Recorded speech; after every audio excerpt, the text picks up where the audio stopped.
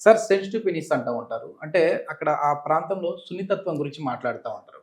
అట్లాంటి వాళ్ళు stapler surgery చేయించుకోవడం వల్ల సర్కంసిషన్ ఆపరేషను వాళ్ళ శృంగార సామర్థ్యం పెరుగుతుంది అని జెప్పేసేసి నేను విన్నాను. అది ఎంతవరకు వాస్తవం? అసలు ఈ సెన్సిటివ్ పెనిస్ అంటే ఏంటి? ఈ స్టాప్లర్ సర్జరీ అంటే ఏంటి? సో, ఈ అంగం ముందలున్న చర్మం ఏదైతే ఉందో, ఆ చర్మము అలాగే ఉండడం వలన, ఆ లోపల ఉండే గ్లాండ్స్ అంటాం కదా! ఆ గ్లాండ్స్ యొక్క సెన్సిటివిటీ అనేది అలాగే ఉండిపోతుంది. సో, ఈ అంగం ముందలున్న చర్మం అనేది ఏదైతే ఉండిపోవడం వల్ల ఏమవుతుందంటే, వాళ్ళకి ఆ సెన్సిటివిటీ అలాగే ఉండడం వల్ల, రేపు ఇంటర్ కోర్స్ చేసేటప్పుడు ఆ సెన్సిటివిటీ వలన కొందరికి, అందరికనను, అందుకే ఇక్కడ వర్డ్ వాడుతున్నా కొందరికి అని.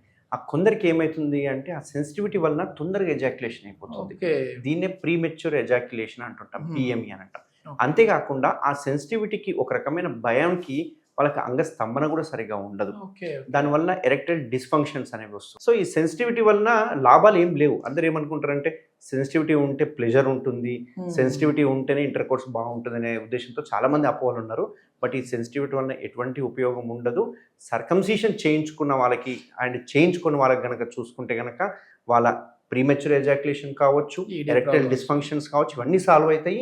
అండ్ ముఖ్యమైన మూడో ఇంపార్టెంట్ మీరు అడిగారు చూసారా, శీఘ్రస్ఖలనం కాకుండా ఎక్కువ టైం చేయొచ్చు అనేది, అది 100% సర్కంసిషన్ చేయించుకోవడం వల్ల ఇంప్రూవ్ అయ్యే అవకాశాలు 100% నిజం.